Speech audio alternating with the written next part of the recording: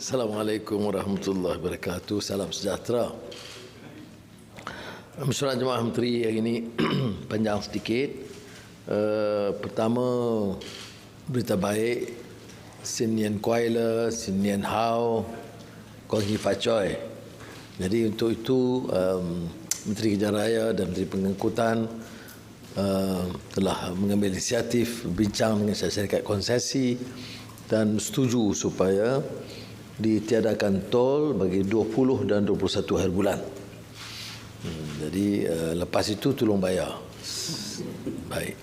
Jadi untuk memudahkan kena ramai yang akan pulang ke kampung, bukan saja Cina tetapi juga Melayu, India, semua yang lain akan bersama-sama. Cuma nasihat kita seperti biasa, jaga keselamatan jalan raya, patuh peraturan dan elak berulang jumlah kemalangan yang kian meningkat setiap kali kita ada perayaan. Kita mengambil masa agak panjang juga untuk meneliti laporan Ketua Audit Negara. Ketua Audit Negara ini selalunya mengeluarkan laporan ini untuk tahun 2021. Tetapi harus ada pengajaran dan saya minta menteri-menteri dalam mesyuarat pos kabinet teliti semula teguran-teguran dibuat soal perbelanjaan, soal ketirisan, soal tidak menepati syarat-syarat dan peraturan. Ini disebut teliti dan saya percaya mereka akan umumkan pada waktu yang sesuai dan akan dibentangkan di sidang parlimen yang akan datang. Tapi untuk kali ini saya telah minta supaya Jemaah Menteri melihat secara serius teguran-teguran ini supaya tidak berulang, kerana laporan Ketua Audit Negara ini kadang-kadang memberikan syur-syur tetapi kesilapan atau keterlanjuran yang sama itu diteruskan untuk tahun demi tahun. Dikemukakan juga cadangan mengenai penambahan jawatan hakim Mahkamah Tinggi untuk Sabah dan Sarawak. Jadi kita berikan sedikit keutamaan. Pertamanya penambahan jawatan-jawatan kerana meningkatnya kes-kes di Sabah dan di Sarawak. Dan keduanya tentang keperluan melihat kedudukan bangunan mahkamah di Sabah Sarawak yang ada dikesan agak daif. Tapi proses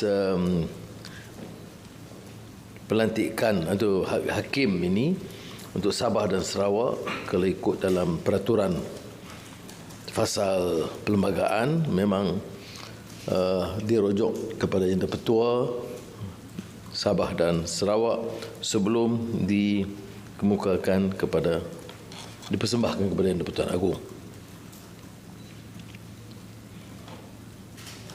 Itu yang penting ini, yang lain bukan tak penting, yang lain penting tapi wartawan tak beritahu.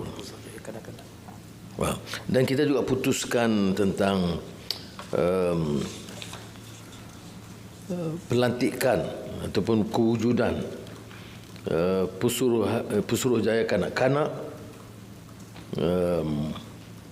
untuk menganggotai Suruhanjaya Hak Asasi Manusia. Jadi dia ada satu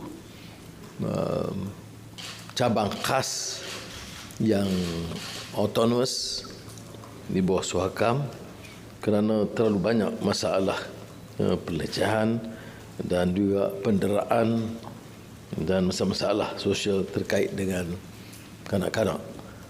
Kita juga telah minta supaya Timbalan Perdana Menteri Tun Sri Zahid mempengerusikan Jawatankuasa Sosial untuk meneliti semua masalah yang terkait juga di bawah penyelenggaraan Datuk Nancy Shukri.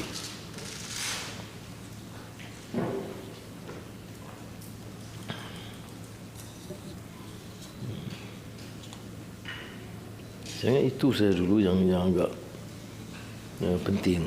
Kita nak angkat peranan SPRM ini. Jadi kita anjurkan mereka juga terlibat dalam institusi badan antarabangsa, Globe Operational Network of Anti-Corruption Law Enforcement Authorities, iaitu Globe Network.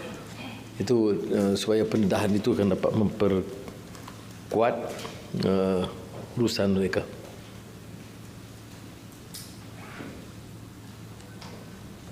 Okey.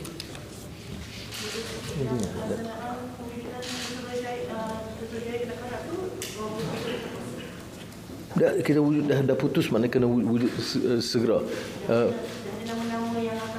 Nama diumumkan, tetapi saya minta supaya menteri berkenaan ataupun menteri di Jabatan Perdana Menteri berikan secara cerakin, secara perinci. Okey. So your directive ministers looking to AG report, there is no specific AG report that you are... No, Accountant General's report, the latest report. The latest report will be for 2022? 2021. Jadi dan akan dibentangkan di Parlimen, tapi sewajarnya Ketua Audit Negara, laporan ini penting sebab kalau dikesan kesilapan yang sama, kurang pengawasan, membiarkan ketirisan dan menyerah kepada syarikat yang tidak mengikut peraturan, ada hal-hal yang dibangkitkan dan menyentuh banyak-banyak hal. Cuma sekarang kita tidak pilih untuk umumkan kerana kita bagi ruang kepada badan-badan itu menjawab.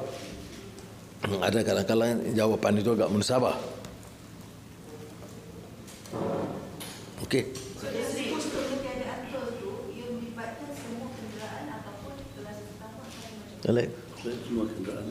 Semua kenderaan. Semua kenderaan di seluruh negara. What is the financial implication for this? 40 juta. 40 million? 40 million. 40 million for 2 days.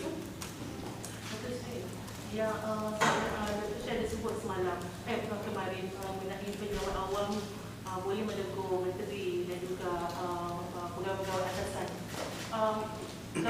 Government ada tak macam mana nak proses itu boleh dilakukan, sebab dekat bimbang takut nanti bila ditegur mereka dikena gaji dihentikan gaji dan sebagainya. Janganlah dibuat kenyataan ke RTM. Dia tegur. Kita ada mekanisme. Punya pertemuan saban hari ada mesyuarat pos kabinet. Dia dikemukakan pandangan. Kalau dia rasa agak menyinggung, mungkin dia jumpa secara separate. Tapi dia harus tegur. Saya dengan KSN, saya selalu sebut bertanzim KSN, kalau arahan saya itu ikut peraturan dan sesuai, okey. Kalau tidak, tolong nasihat. Jadi kita harus pasti. Ini barulah kita ada kerja pasukan. Jadi dia juga harus terima kenyataan bahawa kadang-kadang keterlanjuran mereka, kita juga harus tegur. Kalau jika tidak, dia maknanya budaya itu, budaya maknanya rasa takut, maknanya bila ada pelanggaran dia diam. Cuma media tu kadang dia lapor sensasi sikitlah. Tapi itu tak apa, biasa. Saya pun kerja media, mungkin saya buat begitu juga. Dr. Sri, are you asking your minister to identify the problems, the leakages, and also find solutions so that it won't be repeating it? Yes, precisely, because the report refers to some specific instances and specific problems, not necessarily corrupt or not, because that is not within their field of competence, but to identify the problems. And it is therefore our task to look at it and call the agencies concerned for explanation, and if it warrants further action or a report to be lodged, that has to be done. I remember even as far back as when I was Minister of Education, there were some allegations referring to sale of textbooks or abuse by the principal. Then if it is generally a smaller case, then probably compound them or warn. Otherwise, the recommendation to be dismissed. But my point is, every single ministry must take it as part of their responsibility to look at the criticisms of their ministry, although this happened in the past, in order to remind our public servants that it is their duty to keep their integrity and work competency intact.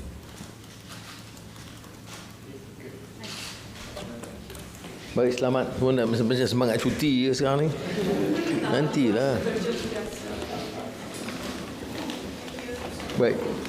OK，恭喜發財，恭喜。